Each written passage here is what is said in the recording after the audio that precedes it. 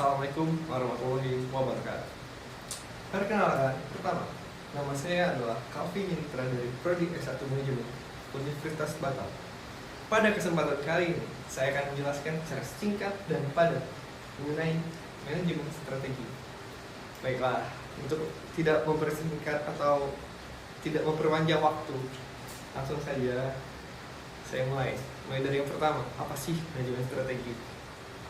Manajemen strategi merupakan kumpulan keputusan atau tindakan yang menghasilkan sebuah perumusan, formulation, dan pelaksanaan atau implementation rencana-rencana yang dirancang untuk mencapai sasaran organisasi yang diaplikasikan oleh semua orang yang terdapat dalam suatu organisasi tersebut.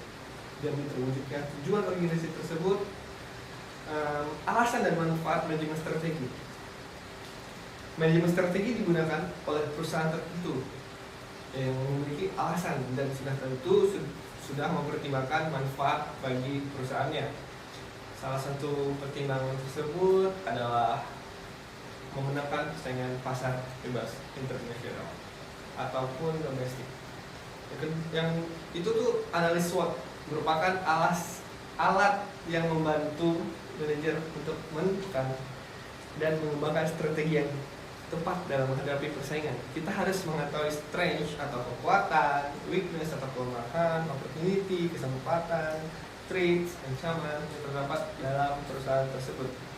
Namun perlu diperhatikan bahwa tujuan dalam menentukan strategi yang digunakan dari hasil SWOT adalah pada dasarnya untuk menghasilkan strategi alternatif yang layak, bukan menentukan strategi yang mutakhir atau yang terbaik. Kemudian kita masuk ke visi misi.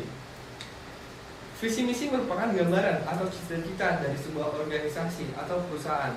Visi itu adalah tujuan atau tadi cita-cita utama dari sebuah organisasi yang ingin dicapai di masa depan. Sedangkan misi itu adalah penjabaran dari strategi, dari tindakan dan tahapan usaha mencapai sebuah visi. Strategi. Nah, kita masuk ke strategi bisnis.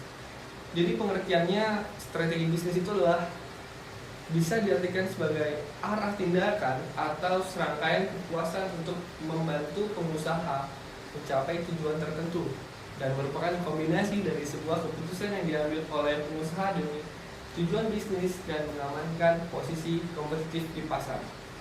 Strategi ini dapat digambarkan sebagai perencanaan bisnis jangka panjang. Jangka panjang itu sebagai aturan mencakup waktu sekitar 3-5 tahun, bahkan bisa lebih. Nah, contoh dari strategi ini yang pertama adalah ancaman pendatang baru, daya tawar-menawar pemasok, daya tawar-menawar pembeli, persaingan antar pesaing. Strategi pemasaran bisa bikin produk cepat laku, yaitu adalah kayak contohnya buy one get one. Kita jual sabun cuci muka, bisa kita gratiskan kayak pelembabnya atau dengan produk yang serupa. Kemudian kita masuk yang ke terakhir, yaitu tentang sasaran jangka panjang dan strategi umum. Perusahaan yang lebih besar biasanya menetapkan sesuatu sasaran yang menyangkut posisi bersaingnya, seringkali dengan menggunakan seperti penjualan total atau sebagai bagian pasar sebagai ukuran posisi bersaing, pengembangan karyawan, keputusan strategi yang mencantumkan sasaran pengembangan karyawan dalam rencana jangka panjang organisasi mereka. Intinya adalah memberikan arah jangka panjang perusahaan yang bakal dicapai, membantu perusahaan beradaptasi pada setiap perusahaan saing, membuat kinerja perusahaan menjadi lebih efektif. Kelebihan dan kelemahan serta mencermati peluang dan ancaman bisnis dalam perusahaan. Jadi dapat dari penjelasan yang telah saya terangkan, kesimpulan yang bisa saya ambil yaitu manajemen strategi merupakan suatu sistem yang sebagai satu kesatuan memiliki berbagai komponen yang saling berhubungan dan saling mempengaruhi dan bergerak secara serentak atau bersama-sama ke arah yang sama-sama pula. Komponen pertama adalah perencanaan strategi dengan unsur-unsur yang terdiri dari visi, misi, tujuan, dan strategi utama.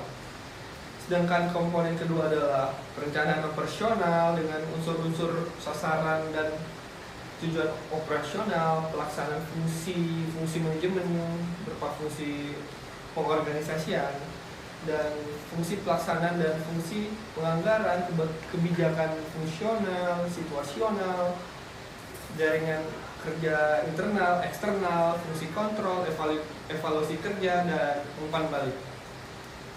Mungkin itu saja yang dapat saya sampaikan, dan itu semua menurut pendapat saya dan dari resume yang telah saya buat sebelumnya. Maaf jika ada kesalahan dalam tutur kata dan dalam pengambilan video, karena yang sempurnanya milik Allah.